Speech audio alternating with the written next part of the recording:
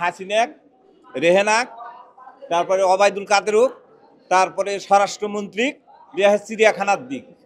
চিড়িয়াখানার দিলে হাজার হাজার লোক, আমার ভাতের রুজু নাই, আমিও দেখতে যাবো। আমার ভাতের চাউল বিক্রি করে আমি দেখতে যাবো।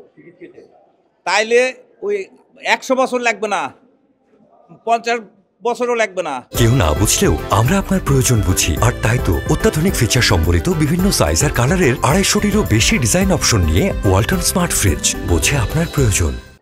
10 বছরে 1 টাকা উঠে যাবে, 1 বছরে উঠে যাবে। হাসিনা খেলে চিড়িয়াখানার দিক, হাসি খুশি কিছু দেওয়া লাগবে না। চিড়িয়াখানার দিক, মানুষ যা বান্দরের সাথে থাক দেখুক, দুনিয়ার যে বাংলাদেশের যা ক্ষতি করে গেছে ক্ষতিটা পূরণ হয়ে যাবে। চিড়িয়াখানার বান্দরের সাথে আছে,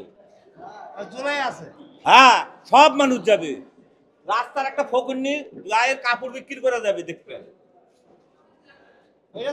চিড়িয়াখানার দেও লেসে এ বাংলাদেশের যা ক্ষতি করেছে ওর জন্য আজকে আমি বাড়ি ছাড়া হয়ে গেছি। 10 টাকা কেজি চাউল খিলাবার লাগে আমি খাত সংসার আবাদ সব বাদ দিছি।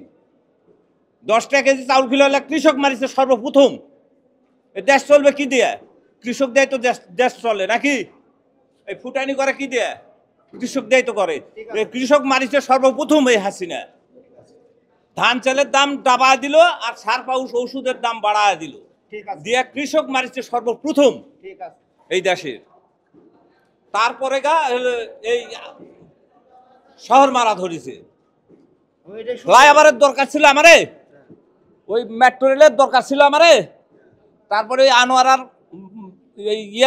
ট্যানেল দরকার ছিল আমারে। এলে আমার কিচ্ছু দরকার ছিল না। আমরা ফকিন্নি দেশ, মানুষ আগে স্বয়ংসম্পূর্ণ হোক, তারপরে মানুষ বেড়াবে। আমার নাই পকেটের পয়সা, আমি কি দিয়ে ওই আনোয়ারা দেখতে যাবো? কি দিয়ে ফ্লাইওভারে তুটমু? কি দিয়ে মেট্রো রেলে তুটমু? কি দিয়ে? আমি তো কামাই করতে পারি না, উঠমু কি দিয়ে? যখন আমার অর্থ সম্পদ হবে তখন আমি মেট্রো রেলের দরকার, তখন মেট্রো রেলে তুটবো।